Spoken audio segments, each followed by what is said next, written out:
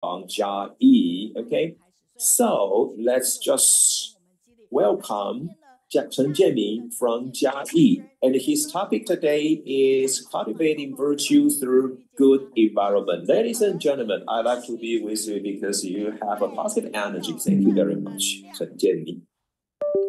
Venerable Mr. Zheng Yan and the masters from the abode, and everybody online and here, good day. And my name is Chen Jianming from Jiayi, and my Dharma name is Ben Ming. And today I'm gonna be doing my guided reading, and it is Mr. Zheng Yan's footprint in like 2025 summer. And I'm a teacher in school. So this week, I feel especially touched by such a topic. All right, cultivating virtue through good environment. Okay, so I choose such a topic and I do my presentation today. And Mr. Zheng Yan did her preach, on the ITV, saying that we have our habitual tendencies, which are all related to our past lives, right? And within a good infinity in this life, then we really have to cherish such infinity to do some changes in a positive way so that we can just, improve ourselves, right? And this is the work of cultivation. And we're gonna also have to encounter and overcome our bad habits, right? Okay, and this is endurance, and we have to know what can be said and what can be done, and we have to just hold up to it, right? And if we haven't really get rid of the bad habits, in the past, then we're gonna be changed into a really negative way, okay? And I'm a teacher, and I feel especially touched by such quotes, right? Okay, and I see all my students in school, and I witnessed that probably they were within kind of a negative environment, right? Okay, and I usually just rushed out from my office. Why do I do that? And I rushed out because I wanted to kind of like tell them that such bad words, swear words, cannot be said, right? Because they are kind of negative energy for them. So I really care about what can be said and what can be, right, and what can be done and what can be. Okay. So as a teacher, I think that I have to always remind my students, my children, such things, right? And let's take a look at Mr. Zheng's preach. So, which conveys true affinity? Is that good words or bad words? There's no need to think about this. Of course, good words convey true principles. Yet, I like to tell you that bad words also remind us of the true principles, as they go against the laws of the nature and the conscience, and exerts negative influences. And even good people can be affected if they often hear bad words in a bad environment. When the environment becomes unwholesome, we should keep our children away from it and choose a good environment for them.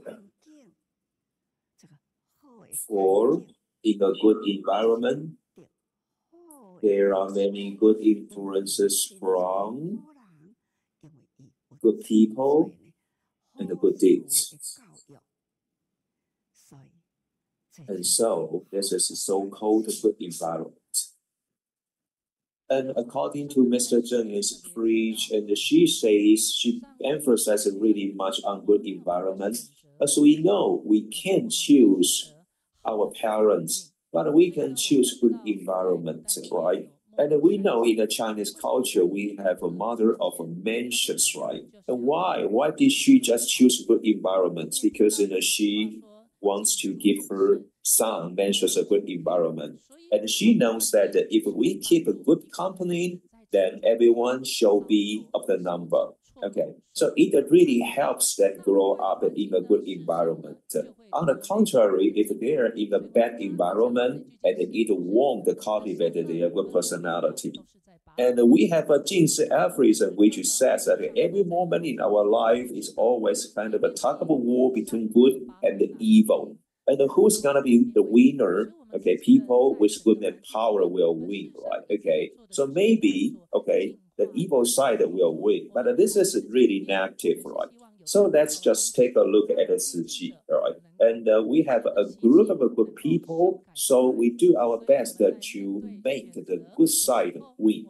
Okay, and so we gonna really do our best to create kind of good models, right? For example, like we have a humanity of Ciji, and we have a Dharma, essence, right? And we also have a Da TV that conveys kind of a positive knowledge, okay? And let's stop, getting drenched in the negative, like the information.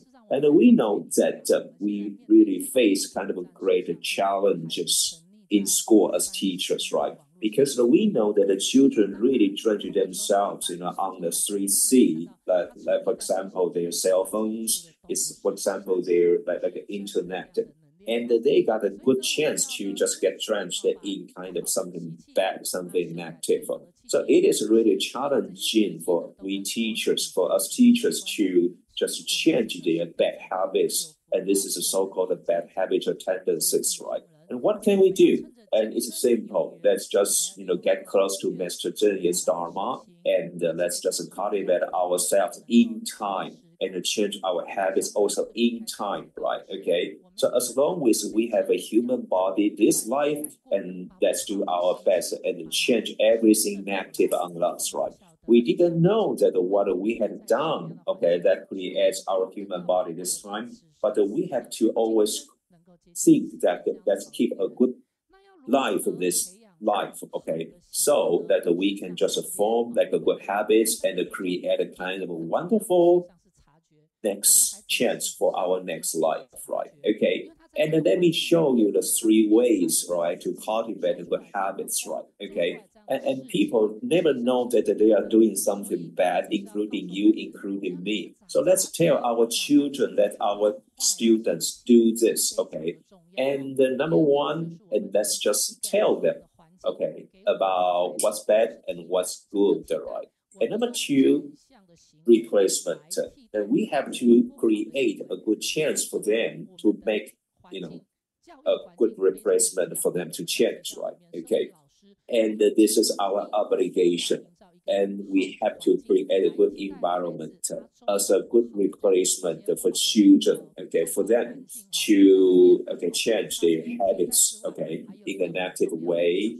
Otherwise, this is really, really challenging. And number three, insistence, right? And let's do what I said above, every moment, every day, so that we can just make a good environment and make people good, So we have to do this every second, every minute, every hour, so that we can do that every year, Good habits are formed this way. And actually, we talk so much about this, and I like to share with you my experience because this year I had a chance, to do the students exchange program in Japan. And I think, we had a lot of chance going to Japan only for kind of fun and tour, right? Okay. And this time we did something different because we went to their schools, right, and see how Japanese children are educated in Japan, right? Okay, and take a look at my PowerPoint. You see the bathroom there, and actually this is not a bathroom of Tsuji schools. This is a bathroom, in Japan. And you will realize that this is really, really clean, and you see their sleepers are lined up so neatly there, and it is 100% completely clean inside. So I ask, who did the cleaning there? Well, let's say in Taiwan, who cleans the bathroom? Okay, the bathroom are cleaned by students who performed badly in there, right? However, in Japan, it is done by good students, right? Because it is their honor and it is the students' honor that they can provide such kind of a good environment for students. So this is kind of a good labor for them, okay? So I feel so touched and surprised that this is the education that we really really want and need in Taiwan. Okay, and don't you feel that when you come over to any like venues of Tsuji, that you always feel that our bathroom are so clean, right? And this is how we keep our mindset, right? Okay. And also, we took a look at how Japanese students eat lunch at school, right? Okay, well, and then in Taiwan, and we see students always eat whatever they like, and then they always live like a vegetables here because they don't like such a food, right? However, in Japan, things would just go different, right? And Japanese students really get their food, okay, in just kind of enough volume. That means that they don't eat much, right? Okay, and they got kind of food which are suitable, I say, which are nutritious enough for them. Okay, and this is their daily routine. Okay, and if students can just eat all the food and their like a ship will just feel very touched and they will cut they'll just get positive feedbacks there, right? And after eating, what do students do there in Japan? And they just line up and wash their like a box utensils by themselves, right? And think about Taiwan and who does this, okay? And students would just take all the utensils home, and their lovely mom, would clean them for them, right? And well, I am very honored to tell you that, okay, in Tsuji schools, the students really just do what exactly I said in Japan, right? And I really like to promote such a habit in other schools, out of Tsuji schools, right? As a teacher, like I am, okay? And so, how are we going to do this, right? And let's say again, this is all about cultivation. So cultivation don't just appear in forests and in temples, right? It is in our daily lives, right? Okay. And in July this year, and we had the Dennis, which was a kind of severe typhoon in Taiwan. And it was during summer vacation, so schools are empty that time.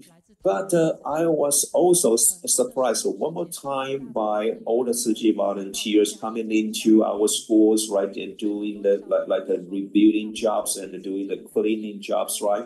So our like the school staff and faculties, wanted me to say thank you very much to all the CG volunteers, a lot of Taiwan coming over to our schools and do the cleaning job for us. Thank you very much. And let's give teacher Chen a big hand, please. Right? Okay, thank you.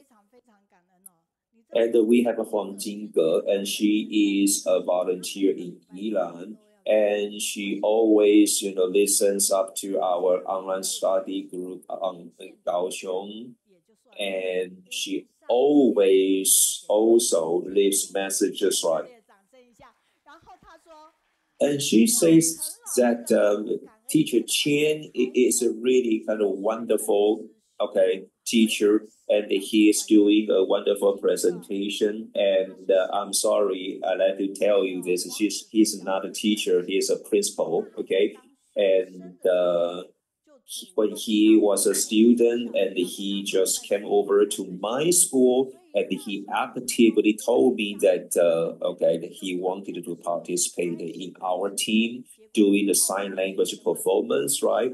And he just brings such kind of positive energy to Jiayi. And now he is a principal and he is supervising, of course, right? And he has to shoulder a lot of responsibilities, right? So he had a chance to really spread such kind of a good news and the good habits and the kind of touching things, right, in all schools, right? Okay. And when I was, reading his like a PowerPoint, then I thought that it was, his students, okay, that were taught so well. But finally, I realized that are the pictures you took in Japan, okay. And actually, I'm honored to say that such things were all completed by students like in like a Tzu schools, right? And it is even greater that you can just promote all over Taiwan. And here's a message saying that a good like environment really created like good people, and that we really want to that like a good people, okay, so that we need a good teachers like that. And by the way, today you know that we have a like a president. I mean, we have a principal of our Tzu High School, and her name is Li Linghui, right? And she just got retired recently, right?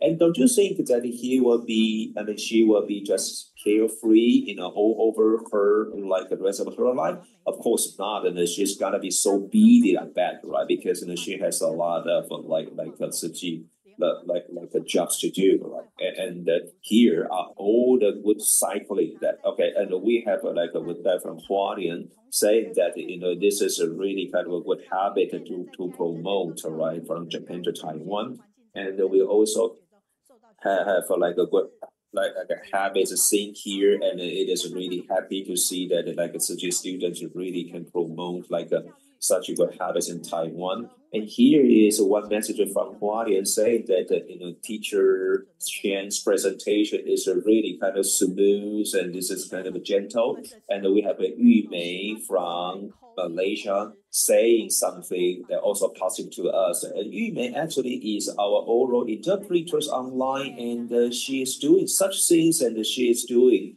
a presentation for us, right? Okay, so thank you anyway for your wonderful presentation, right? Okay, so let's go ahead to the